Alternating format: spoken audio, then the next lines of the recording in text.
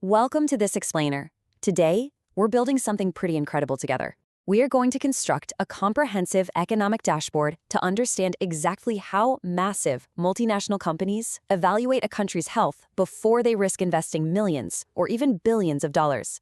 By the end of this, you're going to be looking at the global economy through the exact same lens as a Fortune 500 executive.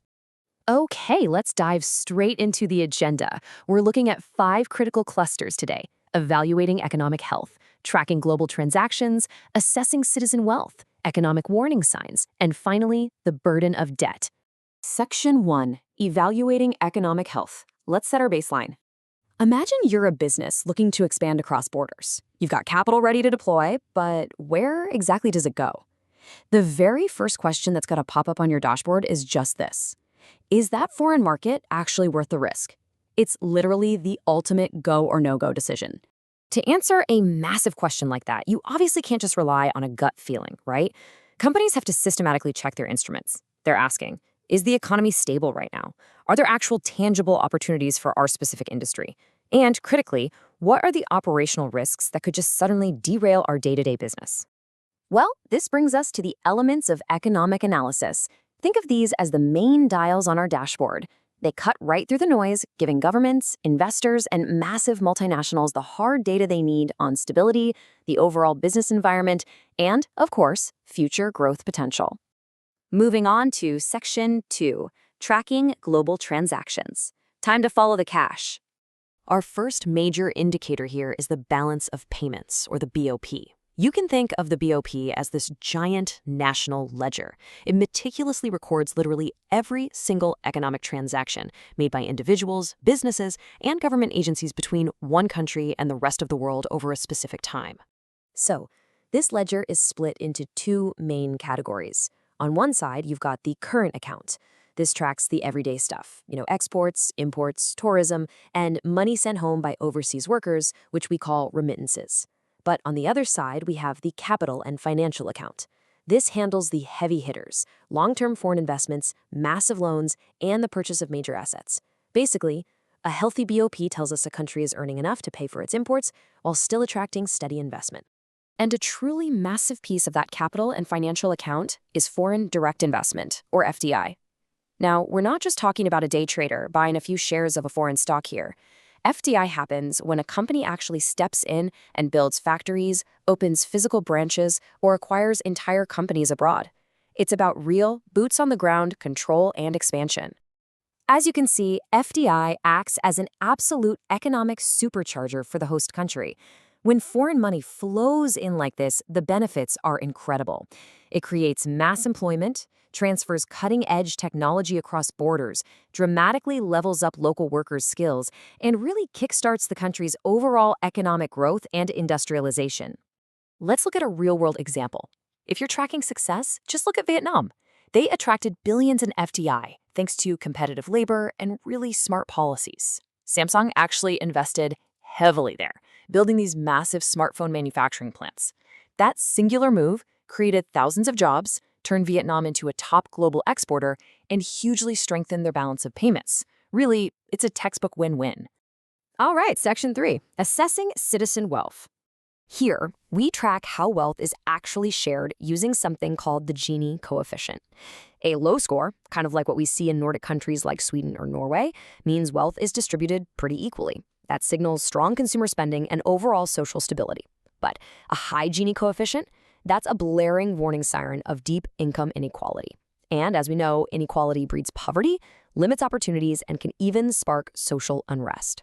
In fact, extreme poverty is a massive, flashing red flag on our dashboard. It's a multidimensional problem, right? It goes way beyond just income, spilling over into health and education. From a business perspective, high poverty levels severely limit overall economic growth. They drastically slash consumer purchasing power, and they create social instability that makes operating a business highly, highly risky. To survive these kinds of income disparities, smart companies have to adapt. Look at Unilever, for example. They deliberately sell products in different package sizes based on a country's income levels just to ensure affordability. Or take Nestle. They actively support smallholder farmers with training programs. That boosts the farmers' productivity and household income, which lowers rural poverty while at the exact same time strengthening Nestle's own supply chain. Brilliant, right? Section 4. Economic warning signs. Now we're checking the warning lights on our dashboard, and one of the absolute sneakiest is deflation. This is a continuous decline in the general price level of goods and services over time. Now, I know deflation might sound like a great deal if you're a shopper hunting for a bargain, but for an entire economy, a continuous price drop actually points to weak consumer demand, a shrinking money supply, and a looming recession. It creates what's known as the dreaded deflationary spiral. It works like this. Prices keep dropping, so consumers delay their purchases because they're thinking, hey, I'll just wait, it'll be cheaper next month. But because no one is buying, businesses experience declining sales. To just stay afloat, those companies are forced to drastically slash production and cut jobs. This is exactly the trap Japan fell into during the 1990s and early 2000s, which led to agonizingly slow economic growth. Speaking of jobs, tracking unemployment is absolutely critical. It measures the percentage of the labor force that wants to work but simply can't find a job. High unemployment means weak economic conditions and low consumer demand, plain and simple. But, ironically, a very low unemployment rate presents its own unique headache for businesses. When unemployment is super low, companies like Grab or Foodpanda actually have to offer significantly higher salaries or better perks just to attract scarce workers. So if you want a quick, brutal snapshot of civilian hardship, you calculate the misery index. It's a remarkably simple formula. You just take the inflation rate and add the unemployment rate. So if a country has, say, 7% inflation and 5% unemployment, boom, you've got a 12% misery index. A high number loudly warns investors that everyday citizens are being squeezed by rising living costs and fewer job opportunities. And that is a terrible combination for consumer confidence. Finally, Section 5, the burden of debt. Let's complete our dashboard by looking at how much money the government itself actually owes. We're talking about public debt, or government debt.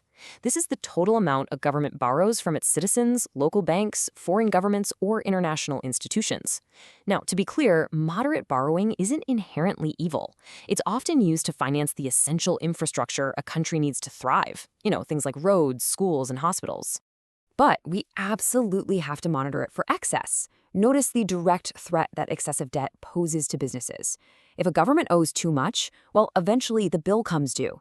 This often leads to sudden tax hikes that can drastically raise your company's operating costs overnight.